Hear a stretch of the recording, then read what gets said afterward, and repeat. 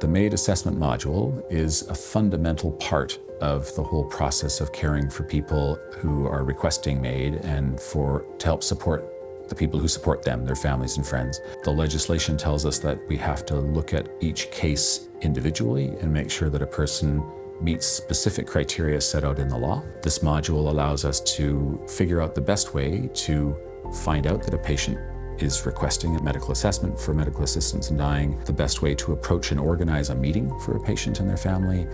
the best way to arrive in the moment to be your best self. So when you're going in to have this difficult conversation with somebody, that you have all the right tools in place to do that. And also so that you can have a very detailed understanding of all of the criteria, because not every patient is the same. So the module has two parts. The first part is an online pre-learning module, which goes through a lot of the basics, the book learning, if you will, and some examples as well of things that you might want to think about. The second part is an in-person facilitated workshop that takes us through a case and follows an individual case from its beginning all the way through to its conclusion. By the end of both of those, our hope is that the person who's taken this module would feel comfortable in going to see a patient who had made a request for a medically assisted death and to do an assessment,